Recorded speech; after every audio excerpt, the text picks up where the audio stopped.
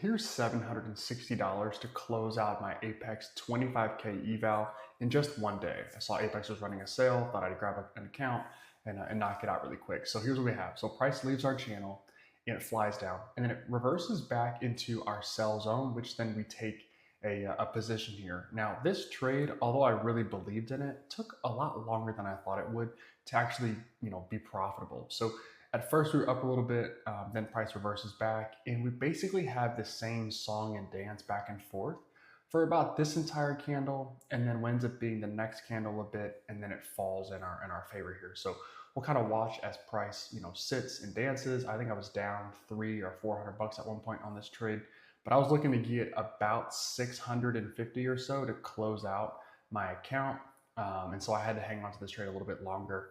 Otherwise, I probably would have taken like a 250, $300 profit and then tried to take the next candle. So here's price, pushes down, rolls back up a little bit. I'm considering exiting this trade.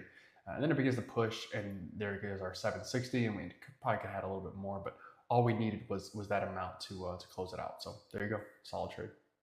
All right, so 3 trades on this video here, a win, a loss, and a win. So let's walk through them all. So we have a buy limit that we're trying to get a fill for, and we just don't get it. Price does end up getting close to my level, but not all the way.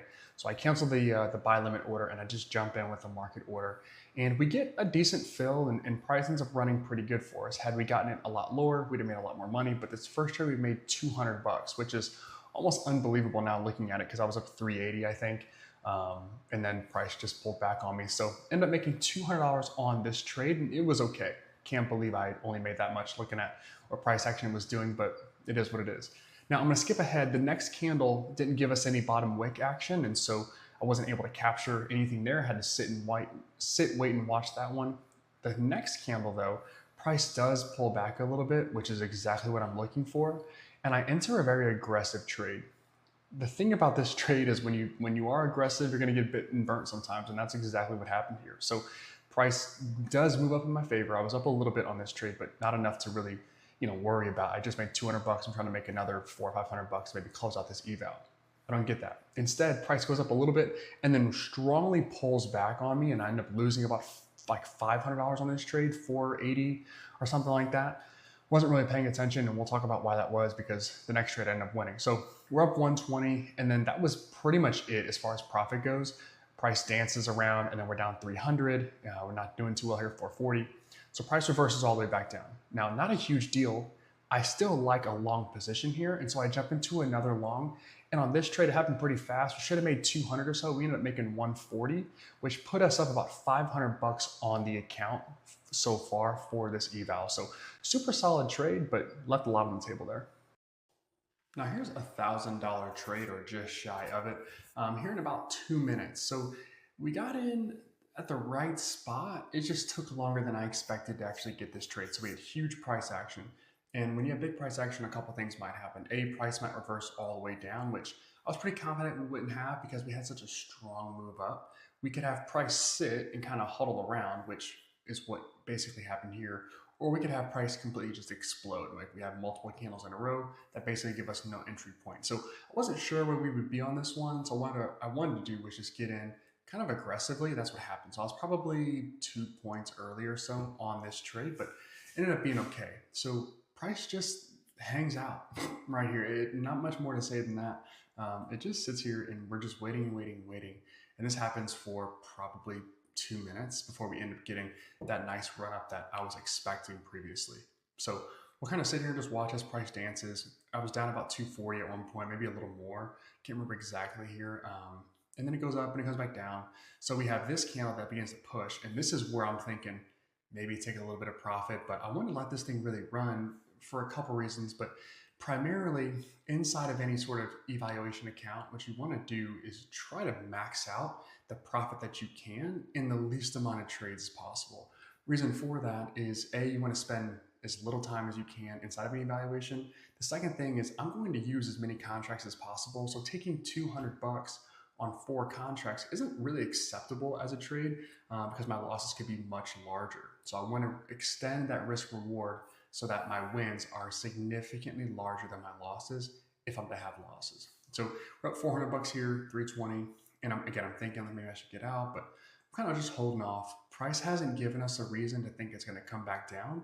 Now, I'm in with 4 contracts and price is kind of huddling around. So it wouldn't take a ton of price movement for me to be like, I'm going to lose 500 bucks here. So I want to be patient, but at the same time, kind of knew what I was getting into here. So price is unwilling to come back down. So fantastic entry. If you have the right entry, don't have to worry about a whole heck of a lot here. Price gets closer to break even.